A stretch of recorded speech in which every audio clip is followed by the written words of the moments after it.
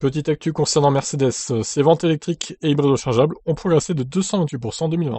Alors, je dirais que c'est plus l'hybride rechargeable qui a progressé parce que quand je vois les scores de l'EQC en France, par exemple, c'est minable, hein. Mercedes a vendu bien plus de véhicules électrifiés en 2020 que l'année précédente, avec une explosion du nombre de véhicules hybrides rechargeables écoulés. Mercedes a écoulé plus de 160 000 véhicules XEV en 2020, selon l'appellation que la firme allemande donne à l'ensemble des voitures électriques et hybrides rechargeables de sa gamme.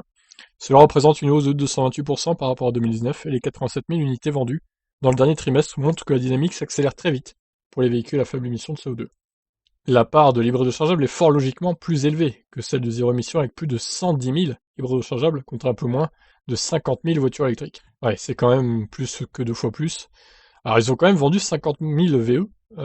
Alors je ne sais pas dans quel pays ça cartonne, peut-être la Norvège, les Pays-Bas, mais en tout cas, en France, c'est un échec total, Mercedes électrique. Bien que le véhicule soit très bien, hein, c'est pas un problème, mais les ventes ne suivent pas, dommage pour eux.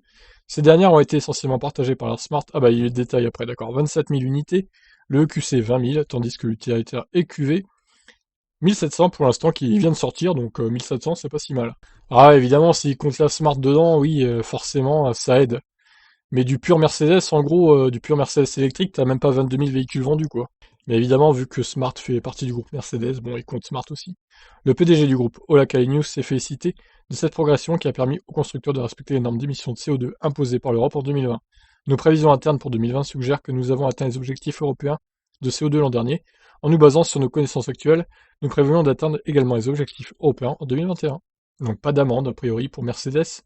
Les ventes de véhicules hybrides rechargeables et électriques ont été suffisantes. Tant mieux alors. J'espère que ça va progresser, surtout du côté de l'électrique, ils vont sortir pas mal de modèles cette année. Donc on espère que ça va décoller enfin. Je vous laisse réagir. Ciao.